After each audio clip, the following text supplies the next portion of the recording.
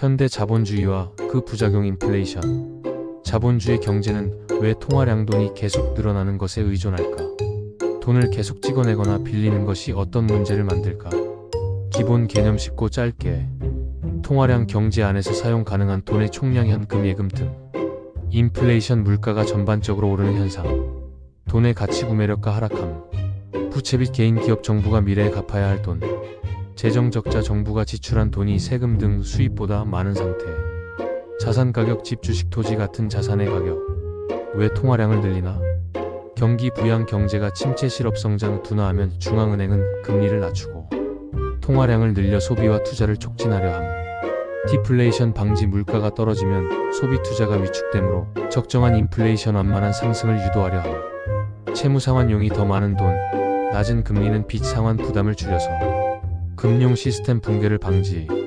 최근 상황 요약. 많은 국가가 경기 부양과 코로나 전쟁 등 충격 대응으로 재정 지출을 늘리고 중앙은행은 통화 완화적 금리 양적 완화를 시행. 결과 단기적으로 경제 안정에 기여했지만 장기적 부작용 우려가 커짐. 통화 팽창, 부채 증가이 만드는 주요 부작용. 자산 가격 상승, 부동산, 주식 등. 이유, 초저금리와 유동성은 투자를 유인하고 안전자산 대신 자산시장으로 돈이 흘러감. 결과 집값, 주식값 상승, 자산 보유자와 비보유자의 격차 확대. 빈부격차 심화. 자산을 가진 사람 상위층은 자산 가치 상승으로 부를 늘리고 자산이 없는 사람은 상대적 박탈감과 생활비 부담 증가. 인플레이션, 특정 기간에 따라 다른 형태. 물가 상승은 실질 임금 구매력을 깎아 생활비를 올림. 특히 저소득층 타격. 통화 팽창과 공급 충격이 겹치면 물가 상승폭이 커짐. 자원 배분 왜곡. 싸진 자금, 저금리는 생산적 투자 대신 레버리지, 빚을 활용한 투기와 부동산 투기로 흘러갈 수 있음. 금융 불안정법을 형성 위험. 자산 가격이 실제 가치보다 크게 오르면 언젠가 조정 폭락이 오고 이는 금융위기로 이어질 수 있음.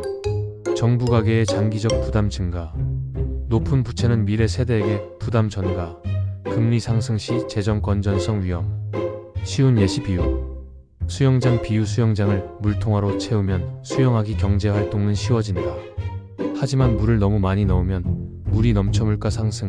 일부만 수영장 자산을 갖고 있는 사람은 더 크게 이득을 본다. 풍선 비유. 풍선을 계속 불면 커지지만 어느 순간 터질 수 있다. 버블과 붕괴. 경기 침체, 중앙은행 저금리, 정부 지출 증가, 통화량 증가, 부채 증가. 1. 소비 투자 회복 단기. 2. 자산 가격 상승. 부의 집중, 사회적 불평등 심화 및 인플레이션 압력, 장기 리스크, 금리 상승 시 충격. 누가 더 피해를 보나? 고종소득자, 연금저, 임금, 근로자. 물가 상승으로 생활비 부담 증가. 청년, 무주택자 집값 상승으로 주거비 부담 커짐. 미래 세대, 현재의 재정 적자와 부채 부담을 떠안게 됨. 반면 자산 보유자, 금융업계는 초기 이득을 보는 경우가 많음. 정책적 대응과 대안. 재정 통화 정책의 조화. 경기 부양이 필요할 때는 목표를 분명히 하고 정상화 계획을 병행. 분배 정책 강화, 누진세, 사회 안전망 확충, 주거 정책으로 불평등 완화. 금융 규제 강화, 레버리지 제한, 대출 규제 등으로 법을 억제. 구조개혁, 생산성 향상, 직업, 교육으로 실질 소득을 올림. 중앙은행의 명확한 탈출 전략, 통화 완화 이후 엔딩 플랜 제시, 정상 금리로의 복귀. 현대 자본주의는 경기 안정과 채무 상환을 위해 통화량 확대에 의존하는 경향이 있으나 이는 자산 가격 상승, 빈부격차, 심화 인플레이션, 금융 불안정 같은 부작용을 불러와 장기적 위험을 낳는다. 정책은 단기 부양과 장기 안정 사이 균형을 찾아야 한다.